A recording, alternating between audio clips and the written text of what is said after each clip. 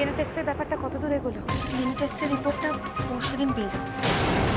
তার মানে পরশুদিনই বিচার হয়ে যাবে কে সত্যি কে মিথ্যে। দেখো দুষ্টু, আমি সত্যিই জানি না কে ঠিক, তুমি না মেঘা। তবে মেঘার হাব ভাব চালচলন আমার ভীষণ সন্দেহজনক হচ্ছে। কিন্তু আজই কিছুক্ষণ আগে হন্তদন্ত হয়ে কোথায় যেন বেরিয়ে এলো। একা বেরিয়েছে নাকি রাজাকেও নিয়ে গেছে সঙ্গে করে? না না, একাই। কি সব কেনাকাটা করবে বলে বেরোলো, অথচ নাকি শিলিগুড়ির মেয়ে, ও কলকাতার কোনো রাস্তাঘাট চেনে না। আমি ট্যাক্সি নিয়ে পিছু নিয়েছিলাম।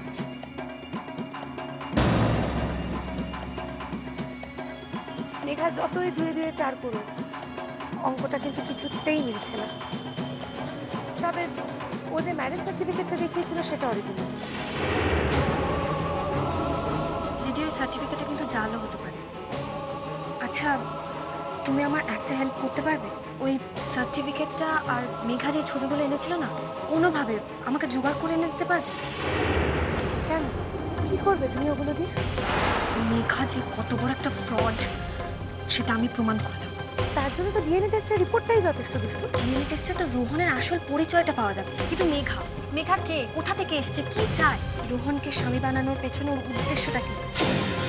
দিদি, এটা তো আমরা জানতে পারবো না, এটা তো জানা দরকার। তাই বলছিলাম, ওই ছবি আর সার্টিফিকেটটা যদি কোনোভাবে তুমি আমাকে জোগাড় করে দিতে পারো খুব ভালো হতো। বেশ, আমি চেষ্টা করব। তবে দুষ্টু, আমি কিন্তু কথা দিতে পারছি না। দিদি, তুমি কিছু জোগাড় করতে না পারলেও আমি প্রমাণ করে দেব যে মেঘা আগাগোড়া শুধু মিথ্যে কথাই বলছে। শুধু একবার ডিএনএ টেস্টের রিপোর্টটা আমার হাতে আসতে দাও, তারপর দেখো মেঘার সব খেলা শেষ।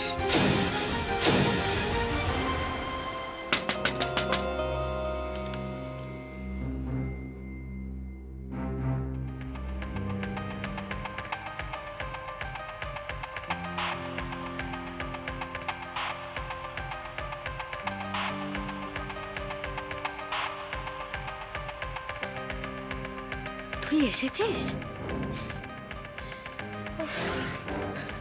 কখন থেকে নক করে যাই, তুই কোথায় ছিলিস রে? সরি সরি সরি, কি জেনেছিলাম একদম শুনতে পাইনি রে। মা কোথায়?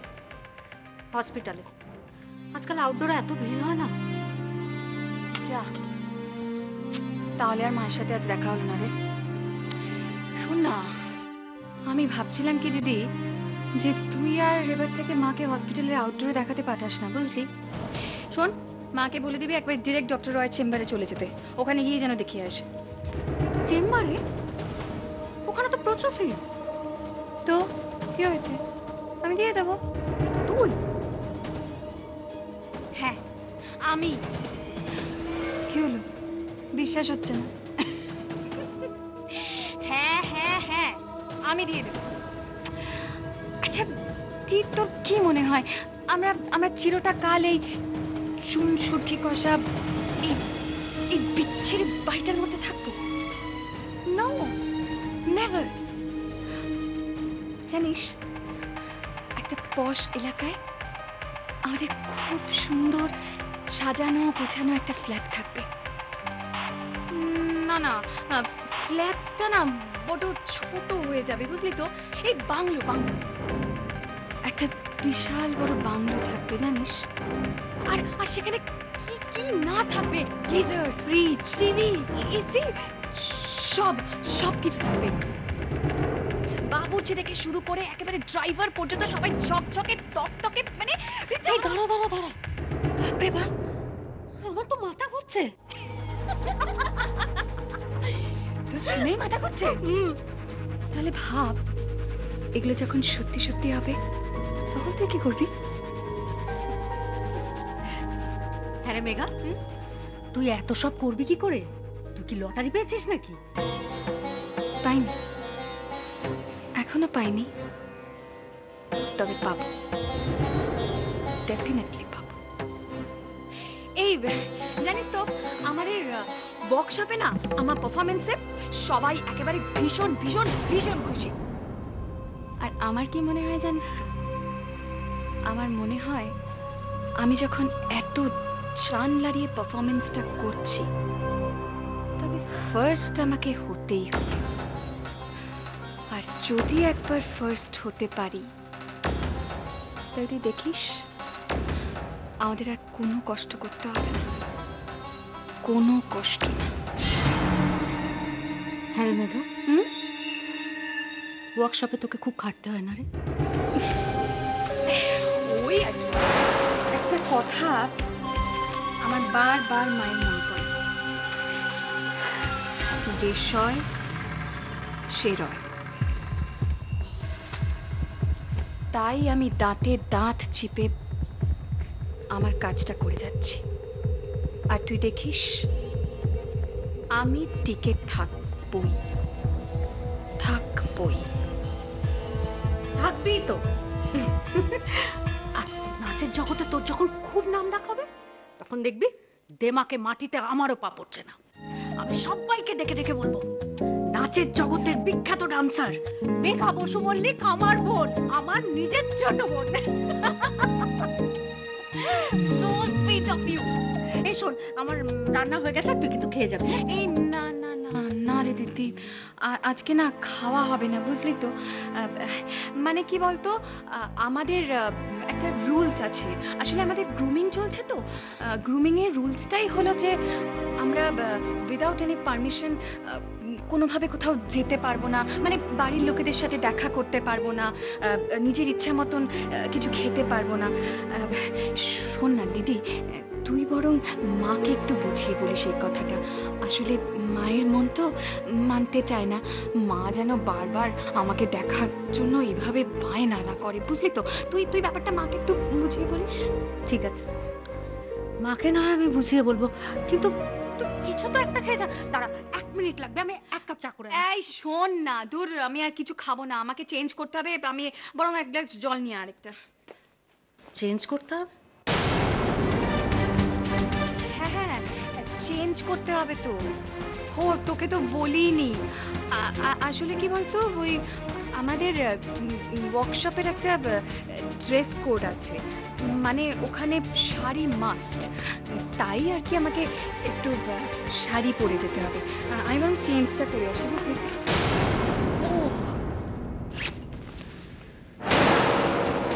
টাকাটা রাখ,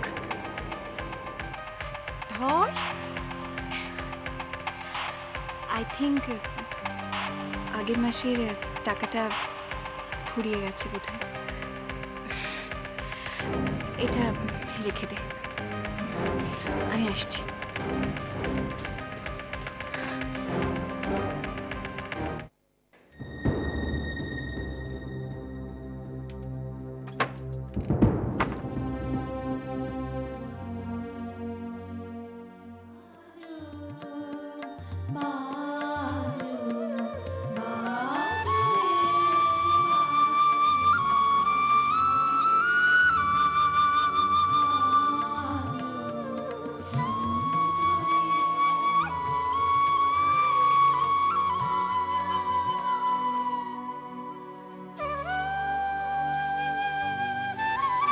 দুষ্টু, তুমি এভাবে এখানে দাঁড়িয়ে রয়েছো যে? হে বাবা, হাতে ঘুঙুরগুলো নিয়ে কি করছো? মানু, তোমার মনে পড়ে? বাবা, মনে আমার পড়বে না? যখন তুমি নাচ শিখতে তখন এই ঘুঙুরগুলো যত্ন আত্তি করে কে সাজিয়ে গুছিয়ে রাখতো শুনি? এই মানুই তো। মানু, তোমার সেই সাপ মোচনের কথা মনে আছে? খুব মনে আছে, একদম রানীর মতো দেখাচ্ছিল তোমাকে, অপূর্ব লাগছিল। তুমি আমার স্বপ্নতে সাজাও বড় যত্নতে আদর ঢেলে।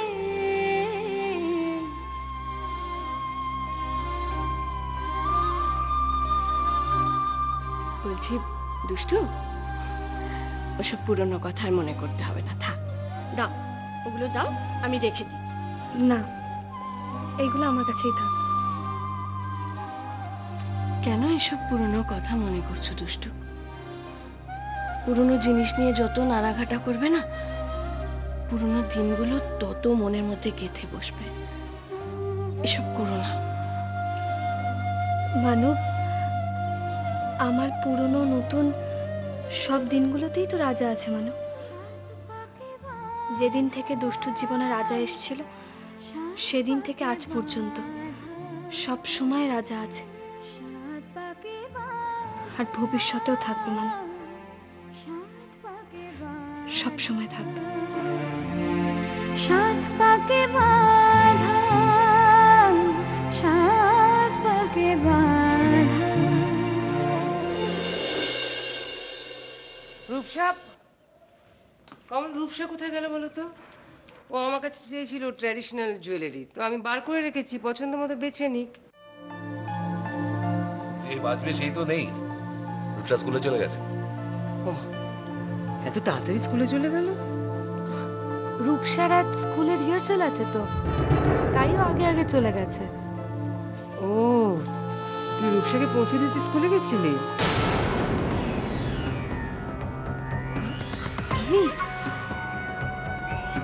কই না তো।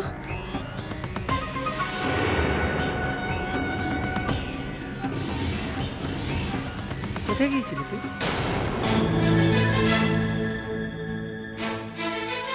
আরে বলো না, সুহেনা স্কুলে যাওয়ার আগে আমাকে অর্ডার করে গেল, তার নাকি ওই প্যাস্টেল লাগবে।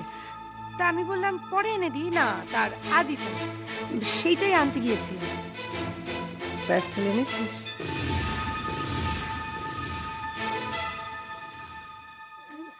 না, আমি গেলাম, ওরা বললো নেই, ওদের বিকেলবেলা এনে রাখবে, তখন গিয়ে নিয়ে নেবো।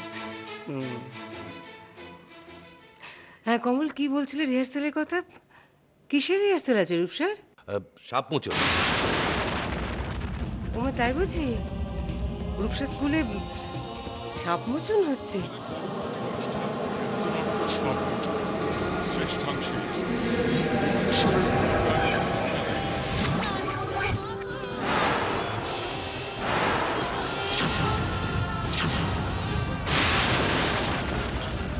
তার মানে রূপসা নিশ্চয়ই কমলিকা।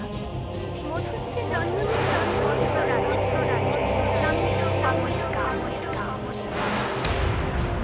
হ্যাঁ হ্যাঁ দিদি ভাই, তুমি দেখোনি? ও ভীষণ এক্সাইটেড। কমলিকা,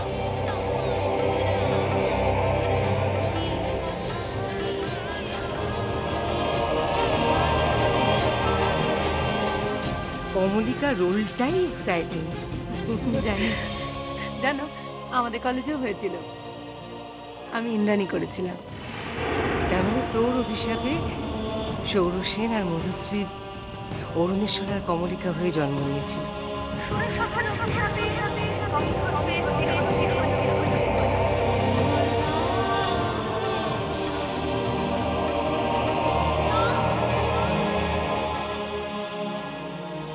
সাপ মোচনের শেষটা মনে পড়লে না এখনো গায়ে কাঁটা দিয়ে ওঠে।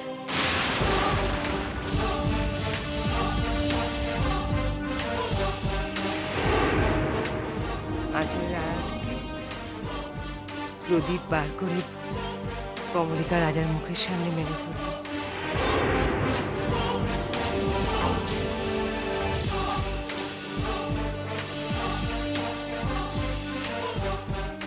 তারপর বলে উঠল, প্রভু আমার, প্রভু আমার, প্রিয় আমার, প্রিয় আমার, এ কি সুন্দর রূপ তোমার, এ কি সুন্দর রূপ তোমার।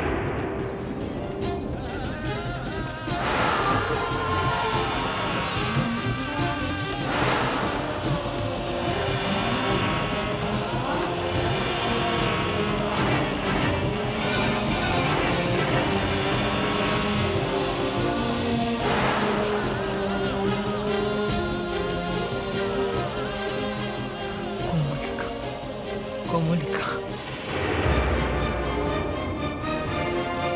সাপ মোচন।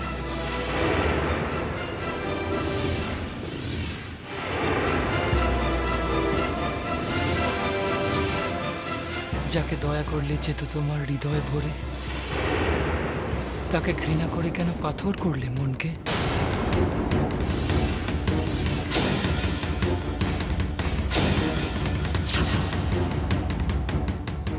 এ তো সাপমোচনে অরুণেশ্বরের সংলাপ।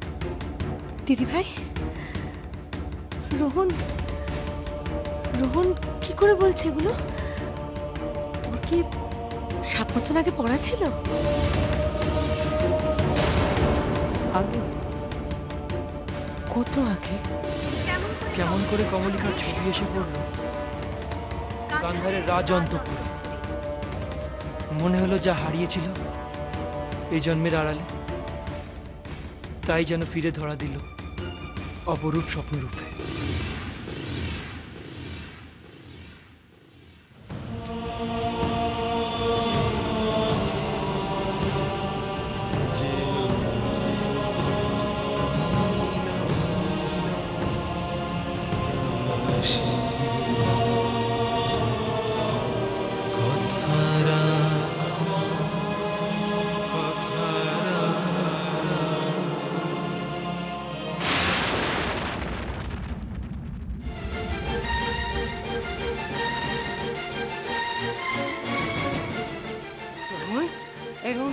এরকম করছিস কেন? কি কষ্ট হচ্ছে? এই রোহন, এই জুই, এই রোহনের কষ্ট হচ্ছে বলছে। রোহন, হ্যাঁ ফুল? কি ফুল? এই রোহন, জুঁই ফুলের মালা, জুঁই ফুলের মালা, জুঁই ফুলের মালা, জুঁই ফুলের মালা, জুঁই ফুলের মালা।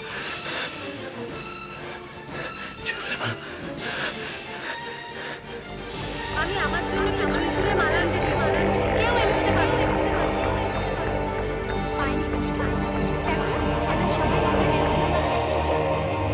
পাইনি না, খুঁজে দেখেই না। আমি তো আমার বিয়ের গয়না সব নিজে জোগাড় করে রেখেছি। রোহন, রোহন তোর কষ্ট হচ্ছে আমি বুঝতে পারছি। রোহন কেন এরকম করছিস? রোহন, রোহন শোন না, শোন। রোহন এরকম করিস না। জুই, জুই তোর দাদাকে ফোন করতো। হ্যাঁ করছি দিদি ভাই, এক্ষুনি করছি। ওকে এক্ষুনি আসতে বল জুই। ওকে রোহন, শোন, এদিকে শোন না। কে তুমি? হ্যাঁ, আমি কেন তোমায় চিনতে পারছি না? কেন চিনতে পারছি না? আমি তোমায় কেন চিনতে পারছি না? রোহন, তোমার মুখটা আমার কাছে স্পষ্ট হচ্ছে না কেন? আমি তো সাপমোচনের কমলিকাকে চিনি। হ্যাঁ, চিনি কমলিকাকে, তো আমি চিনতে পারছি না কেন? আমি কেন চিনতে পারছি না? আমি রোহন, আরে জুই এখনো ফোনে পাচ্ছিস না তুই? দেখ না। আমি কেন চিনতে পারছি না? থাকো বাবা, রোহন এদিকে তাকা না। আমি কেন চিনতে পারছি না? কেন চিনতে পারছি না? কেন চিনতে পারছি না? কেন চিনতে পারছি না?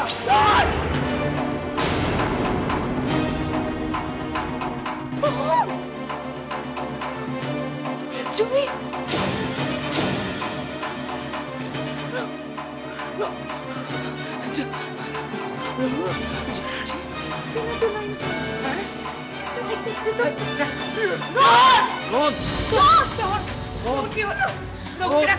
জল আনতে বলো। রঘু, জল!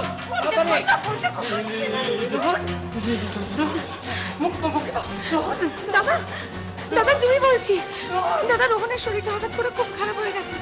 হ্যাঁ দাদা প্লিজ আপনি তাড়াতাড়ি বাড়ি চলে আসুন।